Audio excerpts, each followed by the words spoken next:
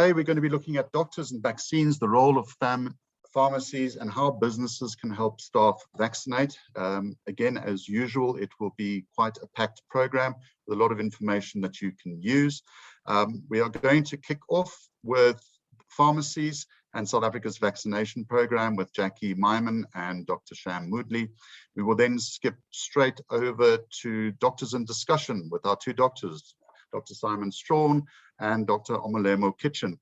We'll talk about the science of vaccines and how you can explain this both to yourself and of course to your staff.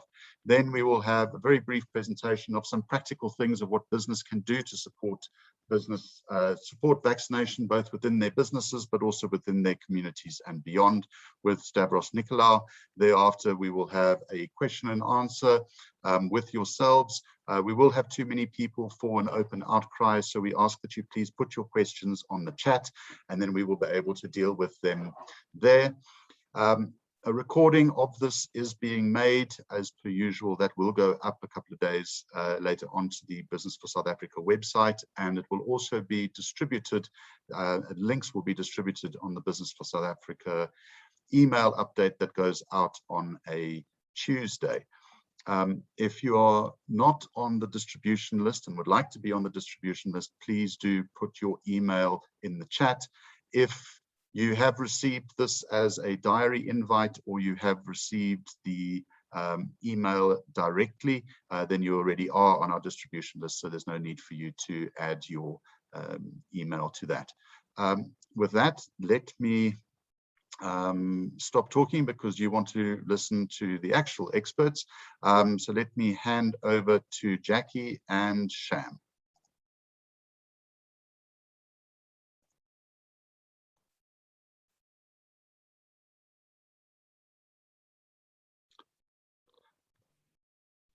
Thank you very much. Jackie, can you put up the presentation?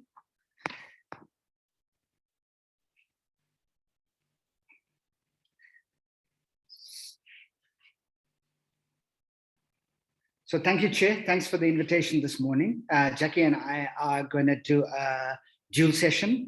Let me just start to introduce, and then we'll take question and answers after Jackie's presentation. I think the industry sector has a critical role to play, especially in trying to pick up the missing millions that we're looking for in that age category 35 above, as we let in the younger generation from 18 up that will be coming in from today. We hope that the presentation will highlight the various opportunities that business has together in partnership with pharmacy. Pharmacists, as you know, have been playing a critical role in both the public and the private sector in bringing on vaccines into the country and mitigating the process from Sisonke all the way to the current rollout. And through the slide presentation, we hope we will be able to format for you what we've done already and what the opportunities are for you to come in with us as joint partners. So I'm going to hand you over to Jackie, and then we both will take questions and answers after that. Jackie, over to you. Thank you, Chair.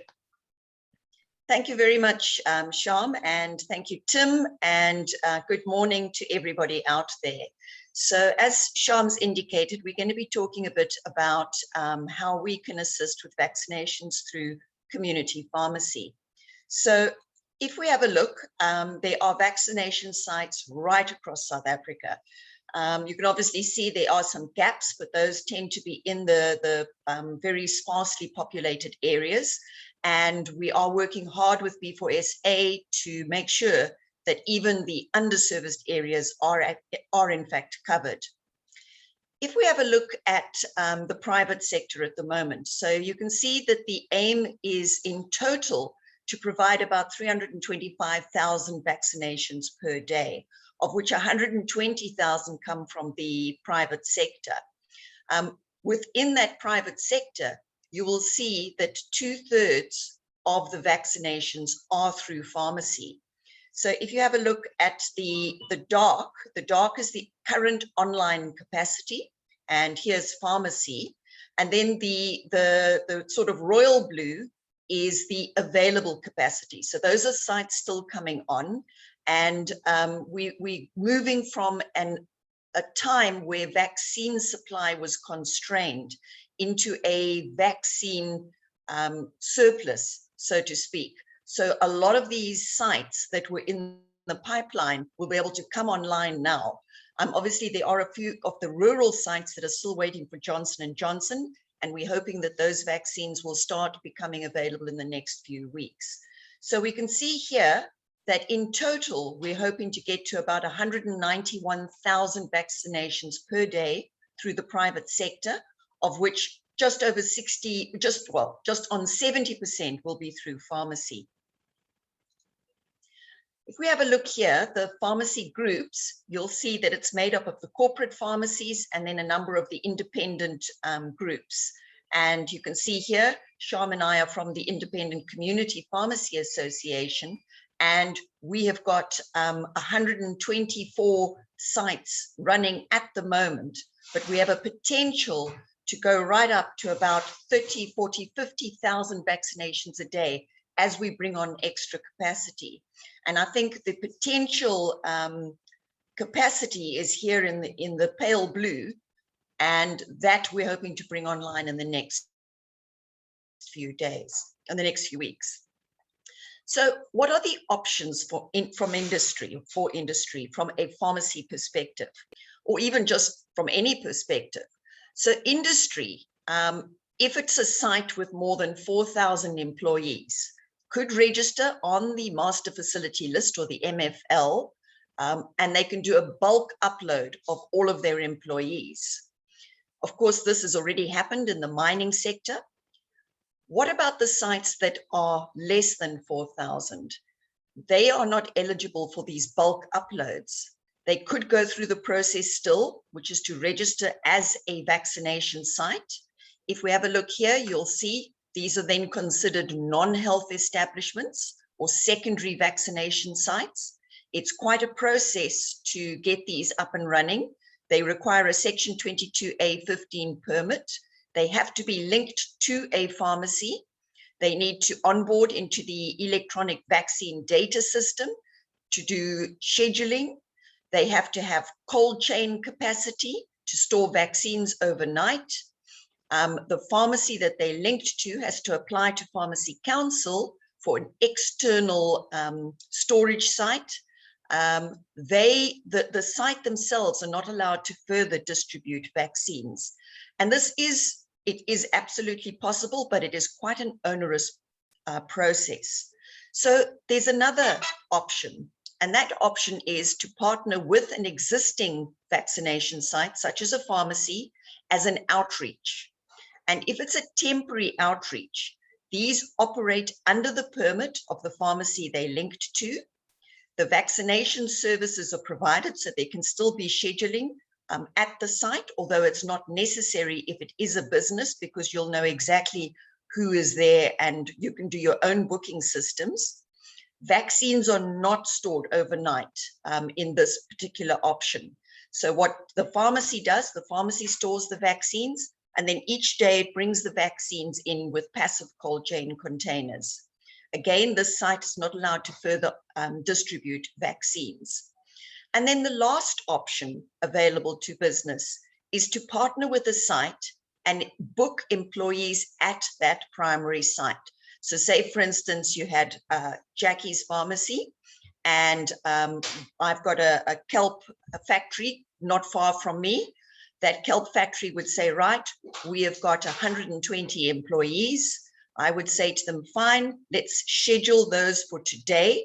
My pharmacy can do 200 vaccinations in a day. So bring your employees, so many per hour from 9 till 3 p.m. and let's get them vaccinated. Or we could do it over a number of days, because obviously you can't have all your employees leaving at the same time. So those are the three options available for industry. And obviously this bottom one is the simplest, because it does not require any linking to the MFL. It doesn't require any scheduling under the EVDS. It literally is a walk-in. And I know a number of businesses have opted for that particular one. Moving on, why would you want to partner with a pharmacy? Well, as you've already seen, we've got an extensive list of published sites right across the country. We are well-established vaccination centers. We were some of the first to be involved. We're organized and well-established. We've been vaccinating for a while already. We offer easy access. Very often pharmacies are near to workplaces, for instance, inside malls, in areas where light industrial areas, and a number of our pharmacies are able to do outreach. So the nurses and administrators can actually drive out to your businesses and vaccinate on site. Equitable access. So pharmacy vaccination sites accept anybody that is eligible. And as we know, from today, anybody from 18 and over is eligible. And this would include those who've been scheduled by the EBDS. We can see people who have made appointments via phone, email, or WhatsApp. We can do walk-ins, providing we've got vaccine and slots available. We can do both insured and uninsured. We can do anybody with an SAID document or any foreigner with a passport or with any of the permits, such as asylum seeker permits. A lot of people think that we can't do foreigners, but anybody in South Africa that has some form of identification can be vaccinated and is eligible to be vaccinated. And obviously there is no cost whatsoever to the person, whether they're insured or uninsured at the pharmacy. So if we have a look at the pharmacy vaccination site onboarding, and you'll remember one of the first slides I showed you showed the pharmacy's contribution. But if we have a look at the total pharmacies, there are currently 710 sites that are vaccinating, and they are vaccinating at an average of 105 vaccinations per day. The total pharmacy sites with permits and getting ready or are ready to vaccinate is actually 1,356. So we've got 646 pharmacies in the pipeline. It means we've got 52% of our sites are currently vaccinating, and our current site capacity is 75,000 per day. If all of the sites come on board, we will have a capacity of about 135,000 vaccinations a day, or 2.7 million vaccines per month. That's vaccinating Mondays to Fridays. It's fairly substantial. The value of our partnership, this is between business and pharmacy, is number one, you avoid a truncated registration and permitting process if you go for the temporary outreach or just the vaccinating at pharmacy. You don't get duplication of resources in an area. If there is already a vaccination site near your business, there's no reason for that business to then go and become an additional vaccination site. Let's use the resources that are already there. We can establish a partner to support ongoing industry health needs. So I think this is important when we speak about wellness. A link to a pharmacy is always a good idea. It also builds future health infrastructure for workers, families, and the community. And it's a great way to support local business partners. It develops local jobs in that it forms job creation for the families of workers. It ensures viability of established sites within the vaccine rollout campaign. Industry responsibility. So we feel that industry can really contribute very positively to the vaccine rollout. The industry itself can be an information center to provide factual information. And this is so important. And obviously pharmacies in the area can support you with the evidence base. We could come and speak to your workers. So you can use your local pharmacy or your GP as a resource. We suggest that you create a vaccination champion within the company, such as your CEO or your floor manager, perhaps a union representative or shop steward, somebody that people can go to speak to and to get correct information. I think everybody is aware that during this pandemic, we have a second pandemic, and it's a pandemic of misinformation. I think industry as well can provide extra resources to help with registration. You'll know that right now, the 18s and over can just walk in. They don't have to pre-register. But obviously this adds an additional burden at a vaccination site and slows things down if we have to register people as well as vaccinate them. So certainly a help desk at your businesses would be a great resource to add. Another thing that employers could do is to give employees time off, have a vaccination day for certain areas within your business, and allow those members to go and collect family, go to a vaccination site and get vaccinated with their grannies, grandpas, uncles, aunts, and perhaps children all at the same time.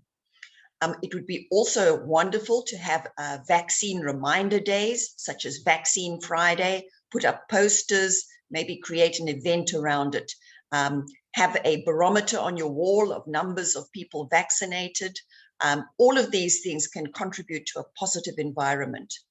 And then lastly, create a database.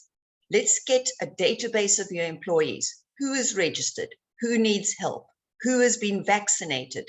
And create weekly vaccination targets. Have this, as I say, a barometer up on the wall or a vaccine target board. Remember, the government's target is to get 70% of people vaccinated. And that's my story. And basically, we're saying to industry, how can we help? Thank you. Thanks, Chair. We'll take questions at the end. Back to you. Thank you so much, Jackie and Sham. You've shown us how we can get vaccinated and how we can use the pharmacy network to do so and how to partner with them. Could I ask now that our two doctors in the room can explain to us why and give us some of the answers, some of the more technical questions, as well as some of the common myths that are circulating around this matter. Simon or Molemo, if you could please turn on your cameras, we'll hand over to you. We're on. Just good morning, everybody. Thanks very much for asking us to step in. Just up front, I want to say that Molemo and I are colleagues and friends, so if we refer to each other in by Christian names, it's not that we're not observing protocol. So Molemo, I thought we've discussed this, let's try and give some info that may be useful for groups to disseminate. And let me kick off by saying that I think that what we should do in this vaccine discussion is let's try and move it to why are we actually vaccinating? I think so much of the discussion at the moment is around hospital admissions and death rates and pneumonias and complications, that we forget that what we're actually doing is fighting against a tiny microscopic thing called a virus. And this thing is called a respiratory virus. And this virus gets through anything. It is very difficult to get rid of, and it lives in our nose and we can spread it everywhere. And when we are vaccinating against this, what we are trying to do is we're trying to, number one, get as many people vaccinated as possible, because remember, this virus only lives in us. If there are not human beings around, this virus has not got anywhere to go. So the more people who get vaccinated, the better. And the other point is that even if you are vaccinated, you are still able to carry this virus in your nose. It just won't make you sick. So Molemo, with your experience as a pulmonologist, do you want to take this discussion a little further on this little thing that we're trying to fight against? And let's highlight that. Yes, thanks a lot, Simon. And thanks a lot, Tim, for inviting us. I think we've talked about so much misinformation taking place regarding this, this coronavirus. But I think one of the things that we should address about the fears of vaccination is maybe get a bit of an understanding, how does the vaccine work? How does this vaccination work to try and stop the virus from making us sick? So basically, in simple language, what the vaccine does is that it assists your body to build memory cells or to build soldiers, like I explained to my patients. And these soldiers protect you when the virus comes in. And these soldiers, obviously your body is very smart, it will try and protect itself. But by giving it the vaccine, you actually help to boost up your body's number of soldiers to attack the virus. So a lot of people, when they get, if you don't get the vaccine, and you get infected, you obviously get hospitalized and you might die.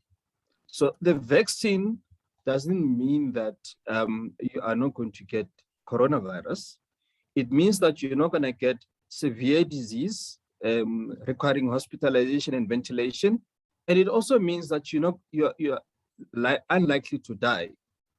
And I think having spoken to Simon, I'm living proof of that. I got my vaccine in February, and then I'm day 10 isolation because I'm COVID positive, but I have absolutely no respiratory symptoms. I have not seen a doctor. I've been in isolation. Well, I've taken a bit of advantage of that by making my wife do everything and drop everything outside the door and pamper me and demand when the meals are. I know I'm getting a little bit fat because of being in isolation, but I am well and I'm out of isolation tomorrow. And if people can understand that's what the vaccine does, you've solved the problem. So I've reduced the burden on the healthcare system by not being admitted. This morning I was listening to Simon, to the Department of Health. Every Friday they have a briefing, and there's George Hospital. They say they spend about $1 million per month on oxygen for COVID patients. That's $1 million a month for a small hospital like George Hospital. So that's all can be prevented by getting the vaccine.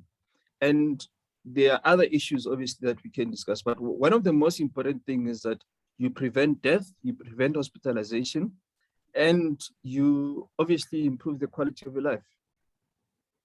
So that's right, exactly. And I think the point about this, to take it a step further, is when you vaccinate somebody, the person receiving the vaccination is going to develop a level of personal protection. So if that vaccine is preventing the death and the admissions and the severity of disease by 90% or higher, as we know most of these vaccines are doing, that means that's what you as an individual are going to get. The value in vaccination is when everybody then is vaccinated. So if you take even let's say one of the most effective vaccines in the world is probably the measles vaccine.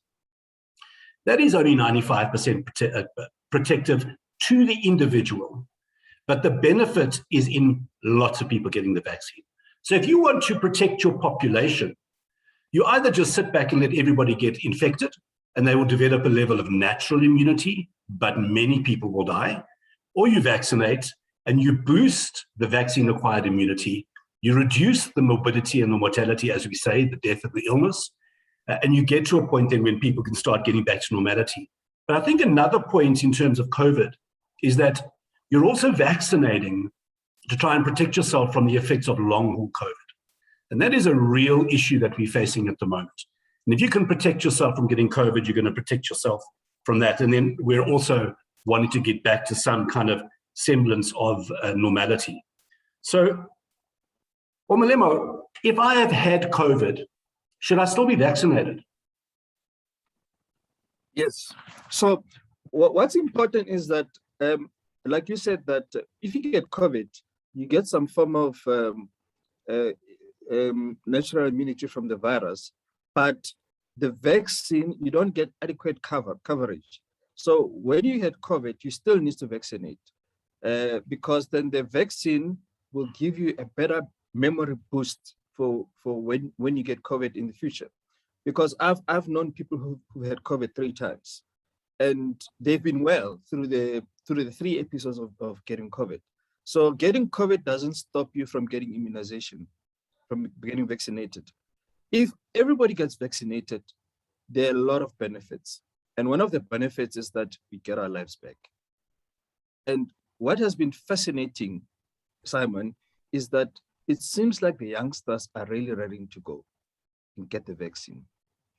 What is disappointing is that I think males are more reluctant to vaccinate than females. And that is something that concerns me a lot. And we really need to push men and because women naturally look after their health, and men postpone everything.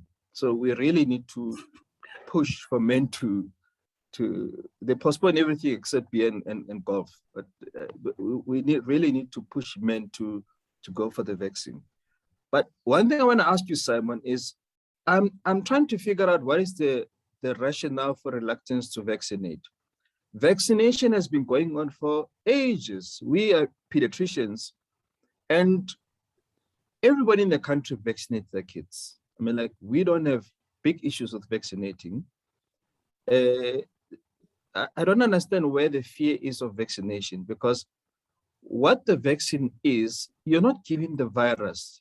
You're giving the modified version of coronavirus, safe modified version of the virus that is supposed to safely stimulate the immune system to protect you from future infections. I've seen people getting concerned about getting infected, and they say somebody died after they got the vaccine.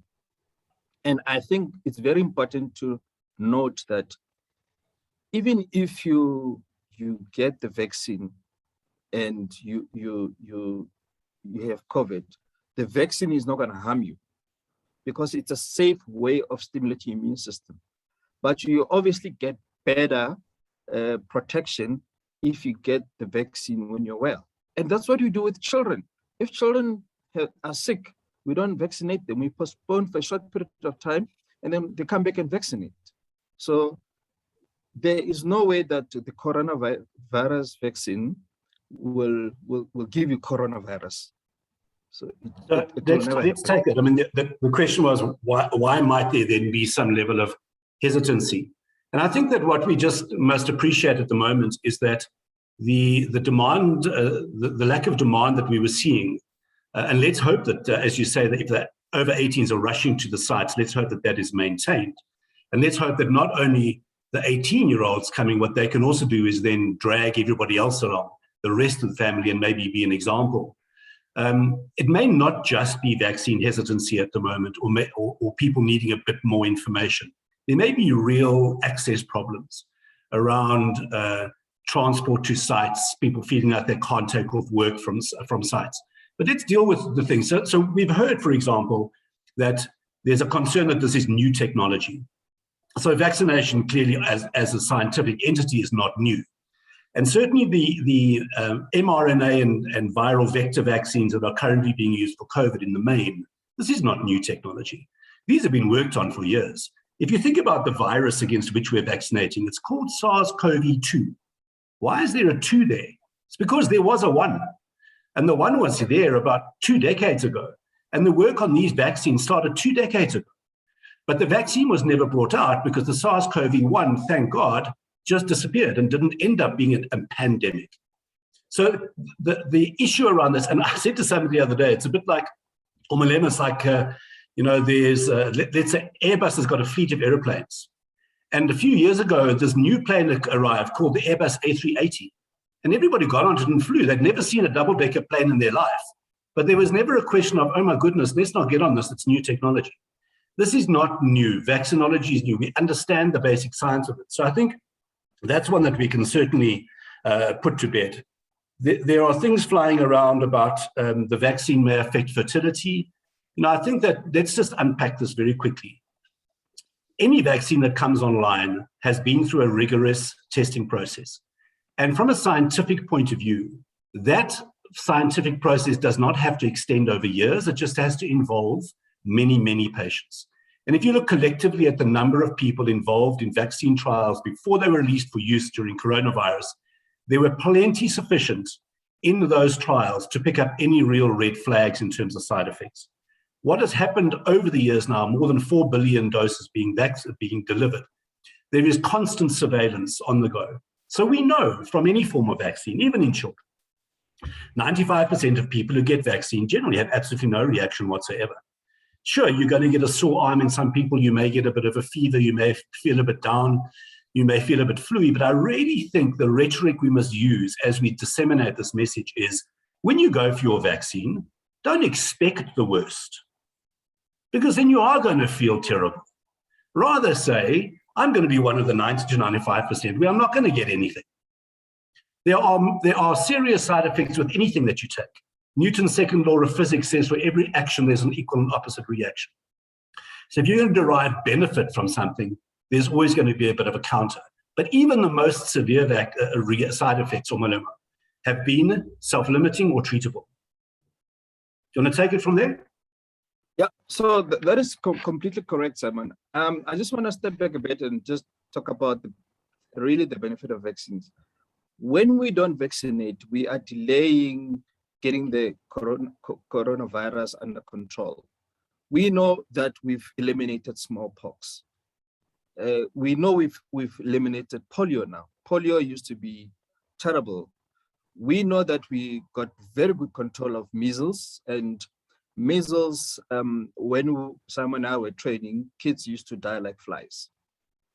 So measles would make corona look like a joke, and that's how bad it was. So, but we have come to control these diseases, and the WHO is not going to go and create a vaccine or allow a vaccine to go into the system, which is dangerous. SAPRA is considered to be one of the strictest organizations in the world in terms of regulatory and allowing things or not allowing things in the country. So the vaccine goes through a lot of phases. If it's approved by WHO, it is not automatically approved by SAPRA. SAPRA does its own analysis and approves the vaccine. So it's like another step to say that it's safe for us to allow these vaccines to go through. So I think that should really reassure everybody that whatever vaccines we get into this country are safe and can be given to everybody. Now, the issue of infertility, like someone has said, there's absolutely no documentation of that. Actually, right now, pregnant women from the second trimester can get the vaccine. Breastfeeding mothers can get the vaccine. So now, with the 18-year-olds being allowed to get the vaccine, my 16-year-old has asked me a question, said, "Papa, when is our turn?" So it's just amazing how younger kids have got different view about vaccination compared to older. So I think that's very important, that when most of us are vaccinated, then we can try and avert the fourth wave, because the fourth wave is coming. If we go at this pace, and I'm very glad to listen to Jackie's presentation on the efforts of the independent pharmacy on trying to really get to help and get more sites open to get coverage, because we want our lives back. Everybody wants to have get-togethers with families, and having been in isolation for 10 days alone, it's very lonely. So we can really change the landscape by really increasing the vaccine coverage. Yeah, I think that in terms of that, we just need to appreciate that, if we're talking about herd immunity or population immunity, we actually need to rethink this. Because from the outset, we knew that 30% of the population of this country was under 18 years of age. So if you were trying to get 70% of the population vaccinated, you didn't need to vaccinate 70%, you needed to vaccinate 100% of the eligible population, which is those over 18 years of age. So this just means that if we are really going to have a meaningful and a positive effect from this vaccine rollout, that we really need as many people in the eligible population to be vaccinated as possible. And for your own personal protection, even if you've had COVID, be vaccinated. The recommendation is, if you've had very mild COVID, wait 30 days. If your COVID has been very severe, wait 3 months. And this is not because the vaccine is going to make you sick. It's just that for you to be protected adequately from the vaccine, you need your immune system, your own personal immune system, to be as strong as it possibly can. And simplistically, if it's still busy fighting something else, you may not get the best response from the vaccine that you could potentially get. So we know the vaccine works. We know this. We're seeing the data coming out, not just from the South African trials. We're seeing it coming from across the world, but we're also starting to hear from our own South African healthcare providers and from the hospitals how the majority of people who are now being admitted, in fact, are from the unvaccinated section of the population. Omelama? That is so correct, and that was also very highlighted in this morning's presentation. That there's been a lot of studies that have come out to show that the number of hospital admissions are from the unvaccinated population, and we're getting people getting infected, and unfortunately, people are under the impression that because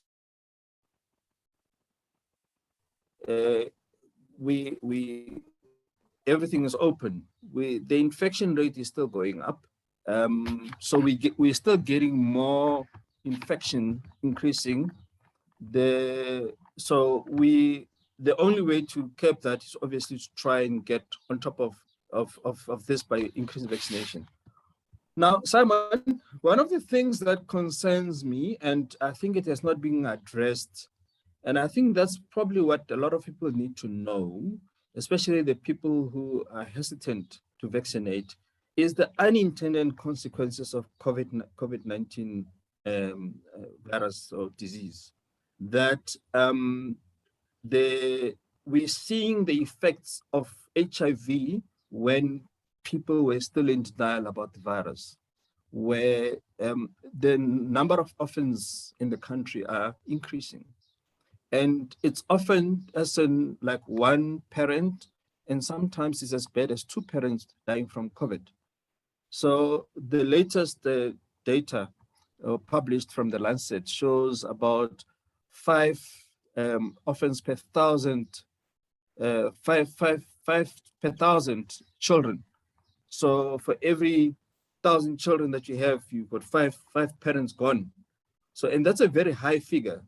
And not only that people die, the active members of the community are actually dying. The productive members of the community are dying.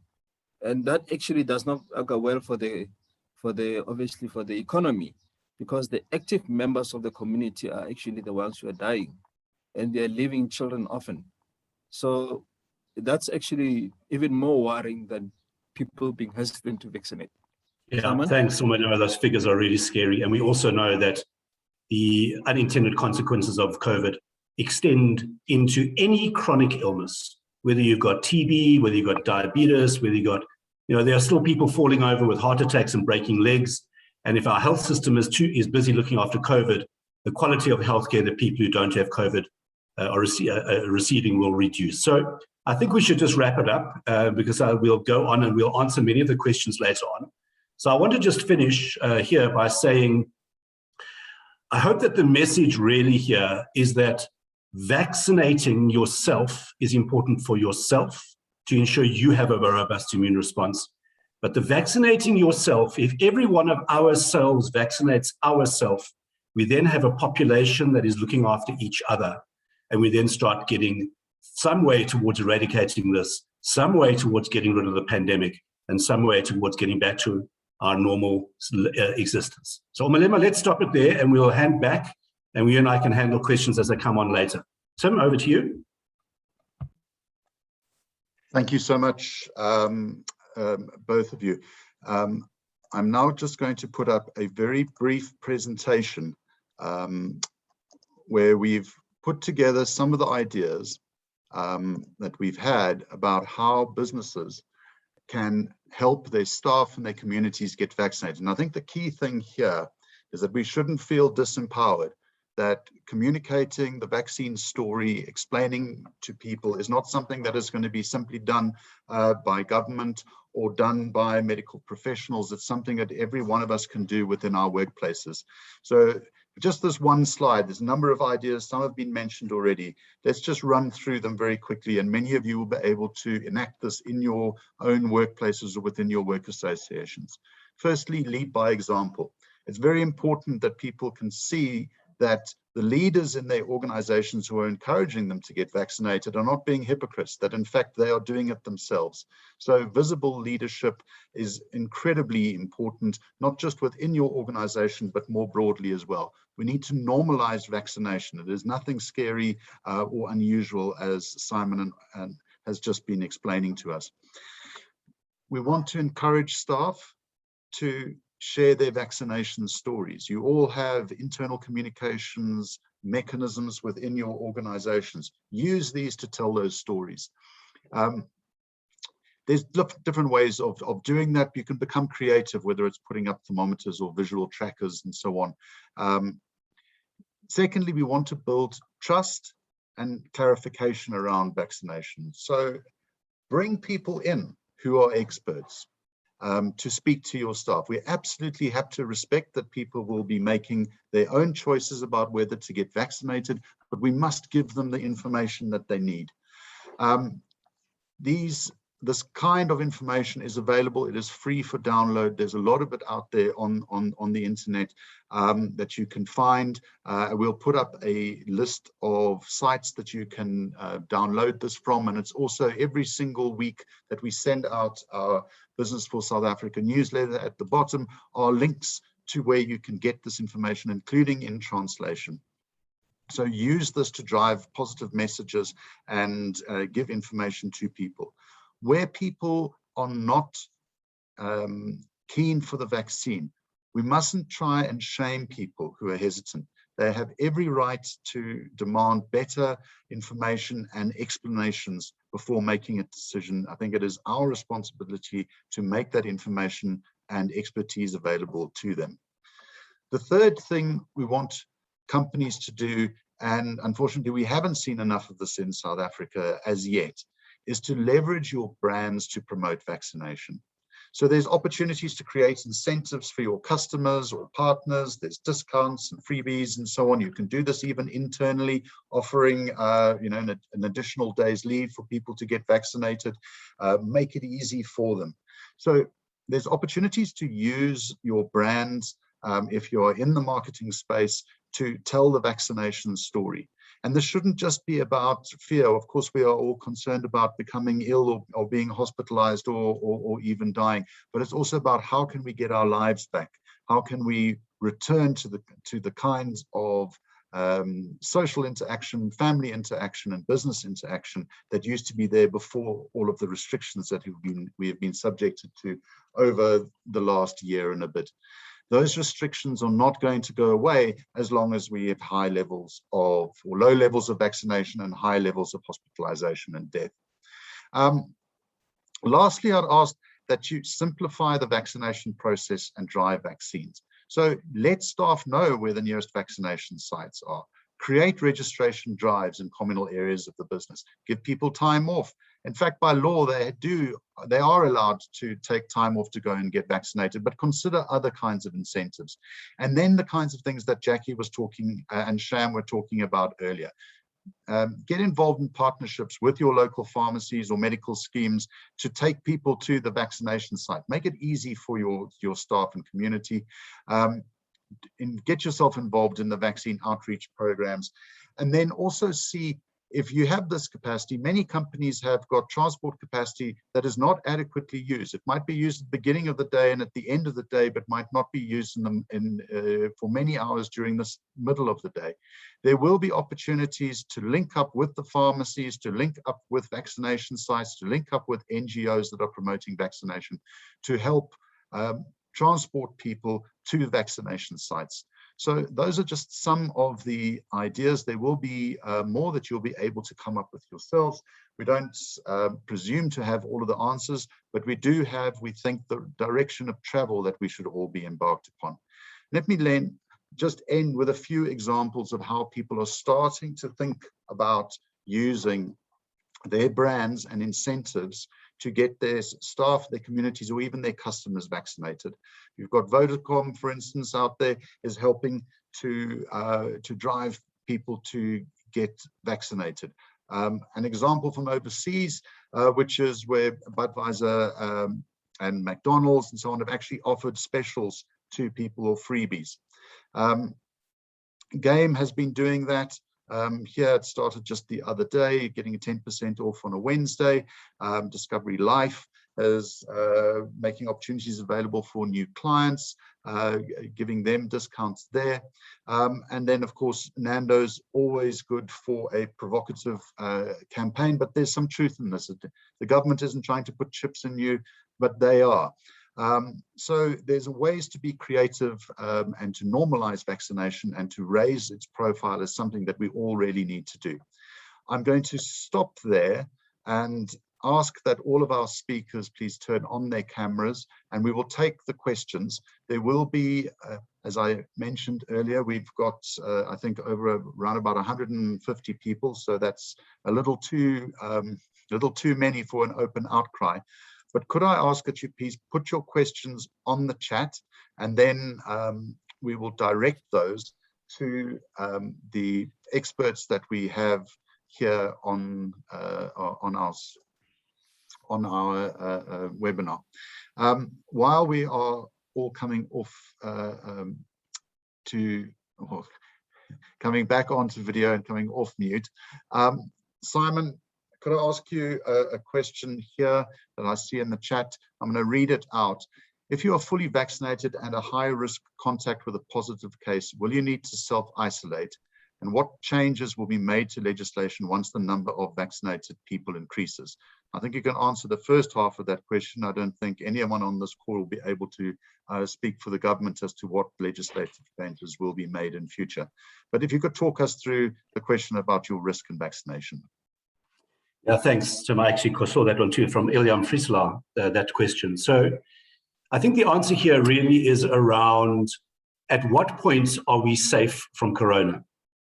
And what are the benefits of all of these non-pharmaceutical interventions like mask wearing and social distancing and making sure we're in ventilated areas or in crowded areas? So the answer to the question is yes, you must isolate, because and I'm going to hook in another question that came up here as well. When you're vaccinated, you will have less virus in your nose, but you will not have no virus. So your risk of transmitting that virus to other people is dramatically reduced, because the ability to spread the virus depends on how much virus you're able to cough out and sneeze. So vaccination reduces that. So even though we said that, and the question from George was housing the virus in the nose, which is quite a quaint way to say it. So even though you're still housing the virus in your nose, it's at extremely much lower levels. So your risk of transmitting it is decreased, but not zero.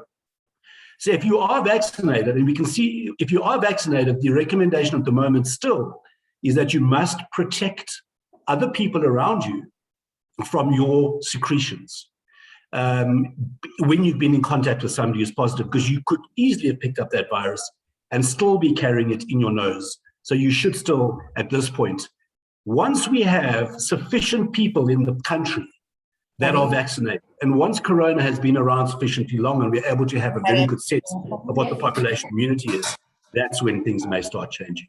But for now, at this level, when we've only got about 19% of the population vaccinated, I would still adhere all of the non-pharmaceutical interventions. Thank you very much. Just to add on to that, I'm like I said, I'm a typical example. I got vaccinated. Everybody in my house, except my 16-year-old, got vaccinated. And I still am in isolation, even though I know that I had the virus on my nasal mucosa, didn't get to the lungs, but I'm still protecting them. And I got the virus from somebody who's obviously unvaccinated, likely to be unvaccinated. So you still need to obviously self-isolate, and I completely agree with you on that one. Thank you very much. Welcome, Stavros. I know you have a few words to add. I'm afraid I stole your thunder while you were still joining. Please, over to you. Tim, firstly, thanks very much. You certainly didn't steal my thunder. You did a fantastic job in putting across some very important points. I've obviously, unfortunately, had to be on a Business Day TV panel earlier, and I've missed the thrust of this conversation. But there are a couple of points I would like to reinforce, perhaps. I hope they're not too repetitive. And if I have a look at where our country is with its vaccine rollout program, it's probably no different to many other countries in the world. We know that you go through ebbs and flows. We're in a bit of an ebb situation Hopefully the 18-year-olds will pick it up again and we'll get into a more flow situation. But suffice to say that our single biggest challenge right now, and it shows you how fickle these rollout programs can be. If you spoke to any of us 3 weeks ago, we would have said our single biggest challenge is securing enough vaccines. We weren't in a vaccine surplus situation, very far from it. And 3 weeks on, we now have the opposite problem. And that is we've got an oversupply of vaccines, but a diminishing demand. And of course, there are always three elements that one needs to balance, and you've got to get the stars aligning perfectly, almost, so that we can get to vaccinating 37 odd million people in our country by the end of December. The three stars that have to align are your supply, your demand, and then your capacity to execute or deliver on the demand. And I think these are ongoing discussions that fluctuate literally on a weekly basis. The constant now is going to be the supply piece, right? So there's a significant focus on the demand side, and I guess that's been the subject of most of today's discussion. So the 2 points I really wanted to reinforce here is that we do need to get a constant flow or throughput of patients. At the current levels of vaccinating around 170,000 people a day against the aspirant or target of 300,000 a day would mean that we only get to vaccinate around 3.5 million people per month against a target of 6 million a month for the next 4.5 months. If we do 300,000 a day sustainably for the remaining period of this calendar year, we meet or get very close to our 37 million, which would be a fantastic achievement against the odds. But it is going to mean that we've got to keep our existing capacities flowing. And many of you on this call are probably weighing up right now your own optimization of capacity and how do you manage that going forward, because you do have these fluctuations.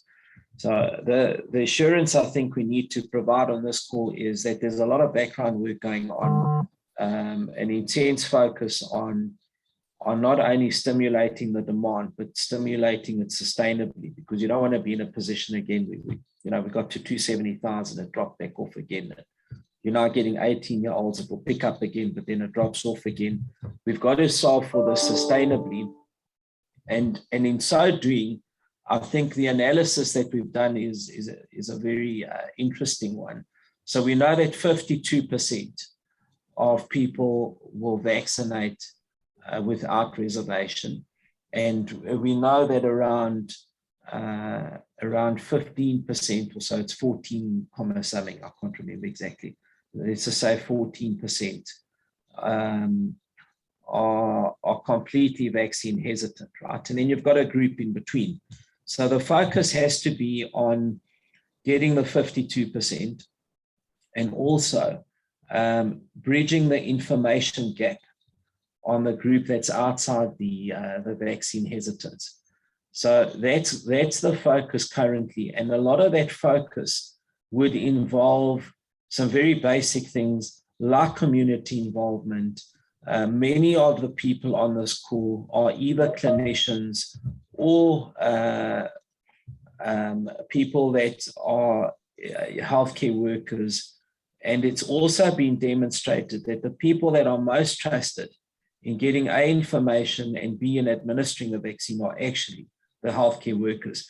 And I think, Tim, that was a message you were trying to send as well, is employer groups and your normal community work, healthcare workers, whether it's a family practice or a pharmacy, are very effective ways of getting the vaccine to the communities. And I think up until now, the piece that we've really not done well is we've been good at getting people to the vaccine. And even today, the 18-year-olds are queuing up to be vaccinated. They've got onto EVDS, but there's a whole different segment of the population that want will need the vaccine to go to them, right? And your involvement, the people on this call, is going to be critical in getting the vaccine to the people. That could involve mobile clinics, upping the ante on on-site vaccination facilities, employer groups striking partnerships with corporate pharmacies and hopefully eventually GP practices.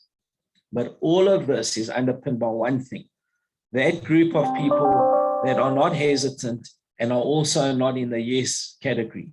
We have to give them good, concise, and accurate information.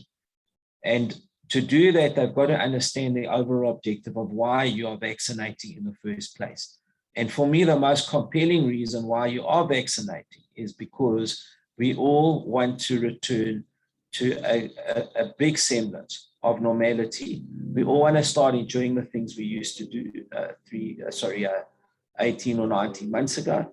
And we all desperately need the economy to open up so that those people that are economically distressed, have lost their jobs, have been in an economic meltdown, you give those people A, inspiration, and B, a fighting chance to get to back where they were. So we can go into the science a lot, and no doubt our colleague Simon has done that. And there's very good evidence why, medical and evidence, why these vaccines work. The evidence is overwhelming, in fact. The mortality rate reductions are significant, amongst the most, the best that you will see. So the data is there. The safety profiles are good. Of course, with anything, you're going to weigh up the risk of benefit of whether you're administering paracetamol or a vaccine or an oncology product. Okay, you're always going to weigh up the risk against the benefit. And the risk-benefit profile of COVID vaccines is significantly higher than acquiring the infection itself, even if it's a moderate form that goes into long-term post-viral symptoms. The evidence is overwhelming. But the most important thing, as my closing comment, is that the reason you want to take a vaccine is because all of us need to play our role in getting back to normality, or a sense of normality, and saving the economy, saving lives and livelihoods. Thanks very much. I thought, Tim, I'd just add those reinforcing comments. Thanks a lot. Very helpful. And in fact, I want to pick up on one of the questions which flows directly from what you were saying to Jackie and Sham. I think, Jackie, you're probably going to take this to start. For outreach sites, what are the requirements to vaccinate on-site using the outreach option? Okay, so as I indicated in my presentations, if you are going to be a fixed outreach, so a long-term one, the standards are actually very complex. So the ones we would recommend would be a temporary outreach or just outreach. So if it is a business and you've got a few workers and you just need one of the nurses from the pharmacy or from the GP's practice to pop out and vaccinate a few people, that's all you do. You just phone up, organize a suitable date and time, and the vaccinators can go on site and do the vaccination. If, however, you want to run a vaccination center, so in other words, you want to open up your clinic at your business and allow employees, families, and other people to attend, then it is a little bit more complicated. We do need to register your site on the MFL, and then we link it to the pharmacy. So it's always linked to a pharmacy. It can take a couple of weeks to do that. And that's if you want to run it on a more regular basis. But I think the majority of companies, you probably just need somebody to come out to the business, vaccinate, even if it's maybe a couple of days, a week, for a few weeks, to get everybody done. And that is as simple as it is. Thank you very much. Sham, anything you want to add to that at this point? Yeah, I think the major consideration would be that you need sufficient people on site, like the large sites that they're talking about, the 4,000. And there's good reasons for that. First, it's an investment the company will be making. So you need to ensure that that investment is a good investment. You've got a large number of people to vaccinate. Secondly, those vaccines come in specific pack sizes. The Pfizer example is 1,170 doses that will be delivered to you in one batch. So you need to be able to use that up in 30 days. If you're using the Johnson & Johnson, that's 2,400 doses that will come to you in a massive pack. And that you need to use within 3 months. So those are some of the considerations a site that wants to be a permanent site or a temporary site at a workplace need to consider. So the investment, the size of those packs, and enough people to vaccinate on site. Thanks. Sham, while I've got you there, I know it's not entirely in your area, but it is related if you are able to answer. Do you know what the status is of workplace vaccination sites being able to extend their services to members of the public? Yeah, I think from a regulatory point of view, there's no restriction on workplaces providing for outlying communities. And I think many of the mining sites, for example, have included the community that live in and around the mines and provided for that. So there is no limitation, and that can be done. Thank you very much. To add to that, I think that is very much the intent, I know, of the mining sites, is to do their staff and then open up and see who else they can do. That's in conjunction with the Department of Health. Of course, employer sites, not all of them are located in such a way that they can easily become public access sites because they on secure premises and so on. But that'll be for the individual employers to work out. As Sham said, there's certainly is going to be the direction of travel to wherever possible, allow those sites to become community resources as well. I have another question for our doctors. If you just give me a moment to find that. So Simon or Malemo, where can people get data on the topic of lower viral loads and when the vaccinated, because this can serve as a motivation for the vaccinated?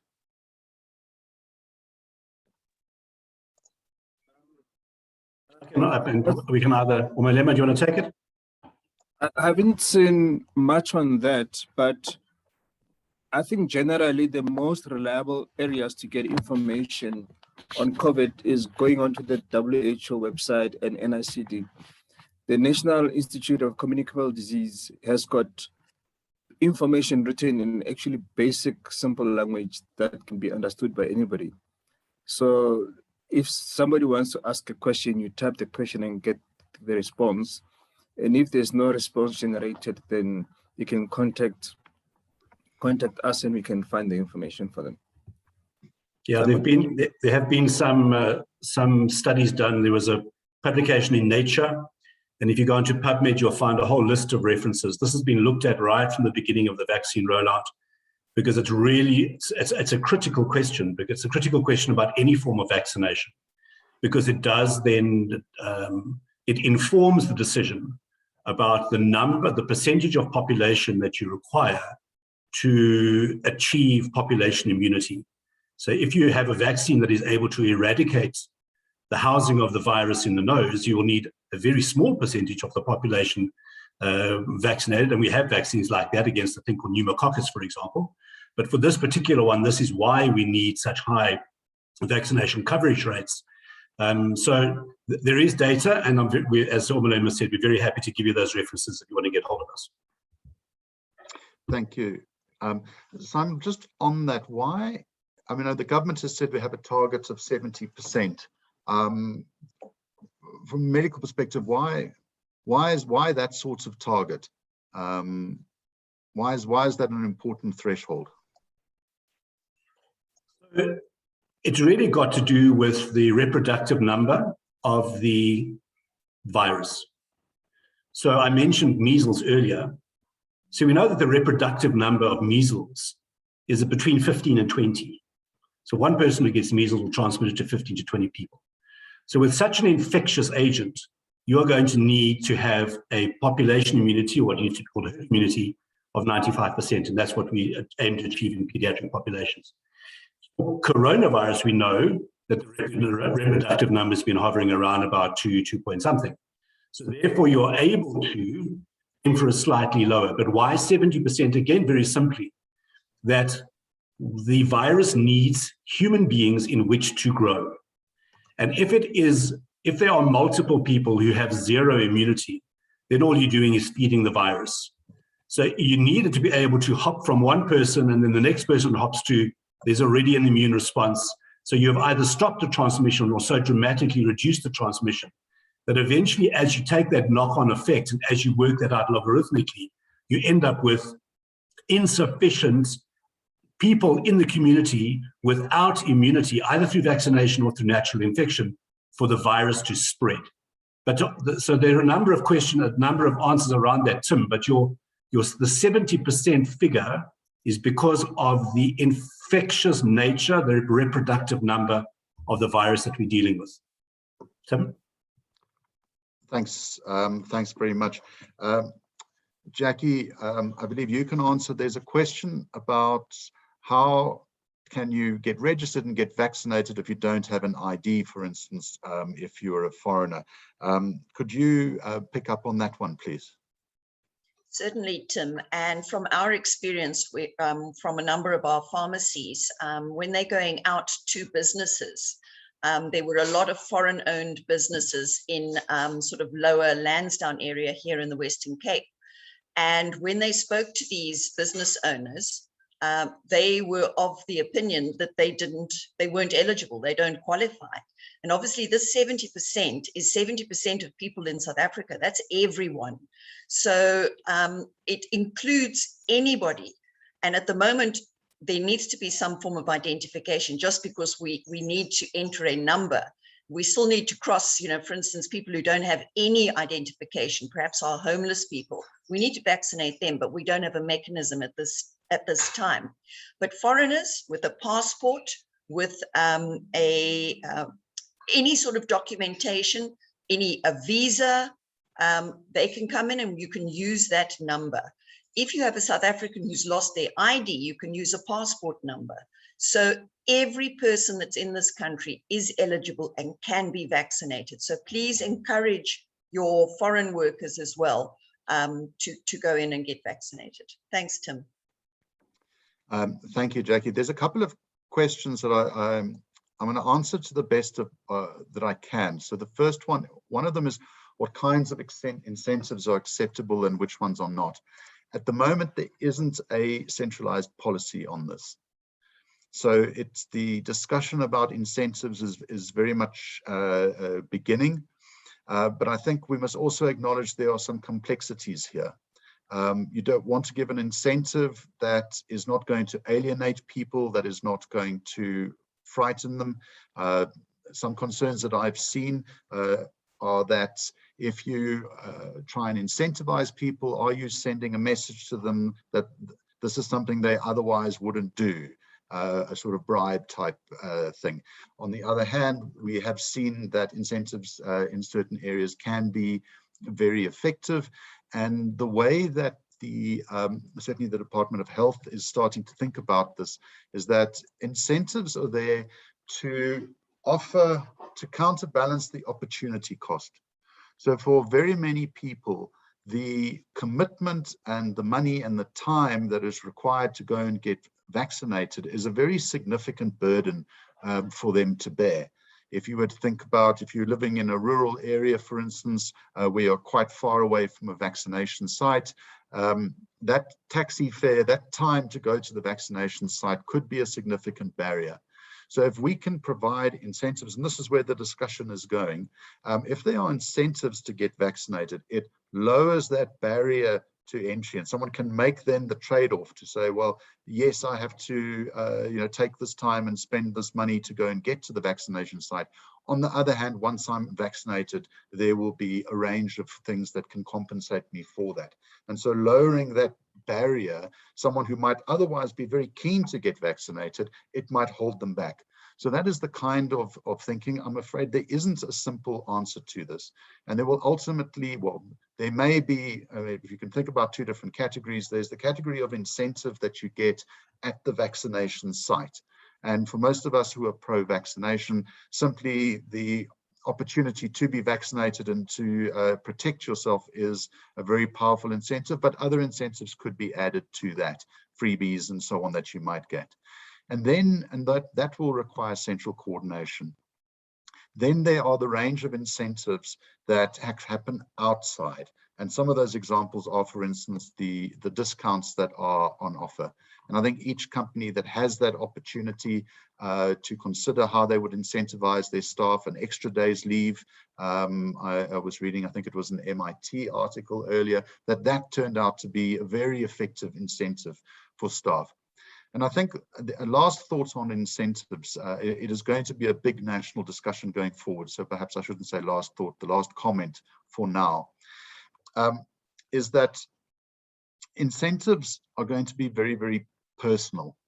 So what would work for one person might not work for another. So I don't think we can come up with a universal incentive, but I think there are creative ways in which we can provide incentives. Some will require a change in the way we manage things. In other countries, for instance, live sport at the moment, packed stadiums, that's not available for us in South Africa at the moment.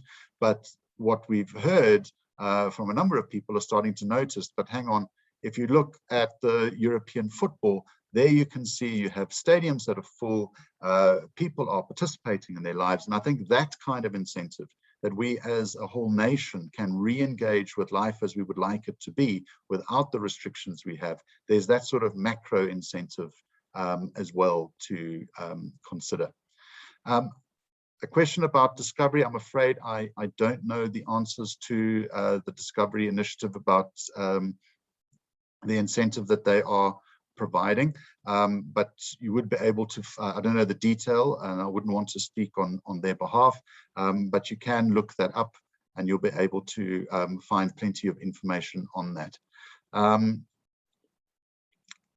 Now, so I'm just having a look at some of the other questions that have come through. Simon, could I bring you back in, please, just to talk on the variants? I see you've answered a question there, but what is the difference that the new variant makes to the levels of vaccination that we are seeking, that 70% threshold? Yeah, so Tim, I think that I'm going to precede this by saying, you know, we've known this virus for what, 19, 20 months now, and just when you think we know, then something else happens. I think that this is the issue with these respiratory viruses, that there is this potential for mutation, and there are pressures that we can put on viruses that will promote mutations. But I think that just generally speaking, whether you want to call it 70% or 80% or 90%, the bottom line is that we need to vaccinate as many people as possible. We need to try and convince vaccine hesitant people as much as we possibly can. And there will always be a group of people who don't want to be vaccinated, and so be it. We have to work with what we work with. There is no question that the newer variant, the Delta variant, has a reproductive number higher than what I was talking about. But I'm actually going to hand over to Omelemo because I'm speaking a bit too much and he's a wealth of information for us. Omo, you want to take this too?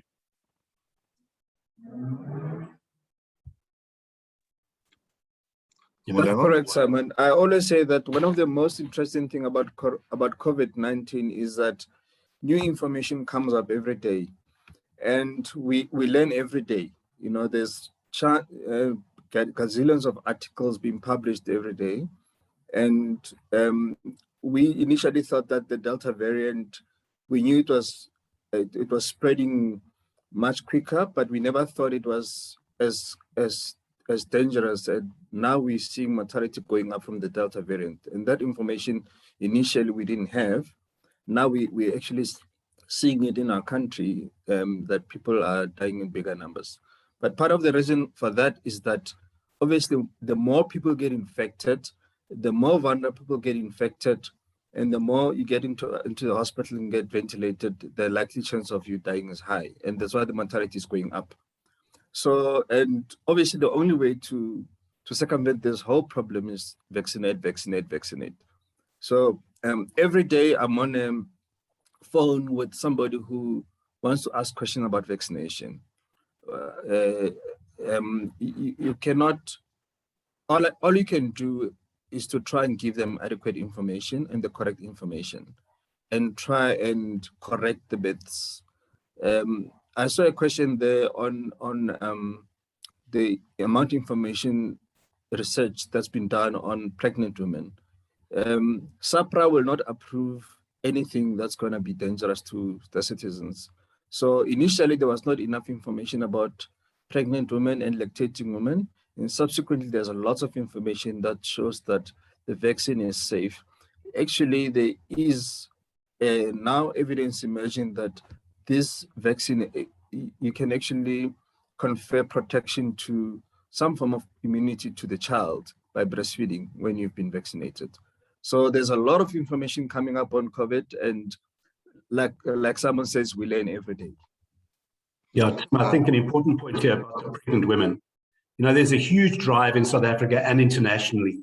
The biggest move at the moment in vaccinology is to vaccinate pregnant women, specifically against influenza every season and against whooping cough, to protect not just themselves, but the children. So vaccinating pregnant women around the world is not a new concept either.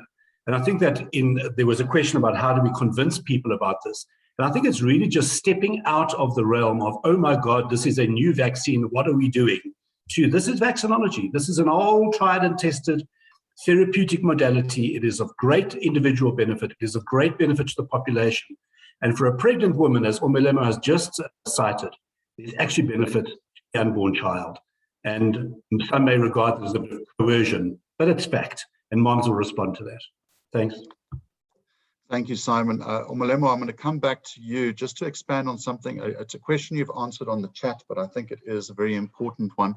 And then we will wrap up by giving each of the speakers an opportunity to have a final, to make a final comment. You were talking through writing through rather on the chat about the evidence that people that get vaccinated and then they die. Did one cause the other?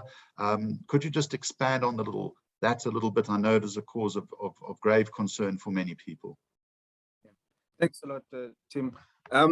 I've had a lot of issues, and I've had some personal experience of people that I know that had received the vaccine, and then subsequently they get admitted and they subsequently die.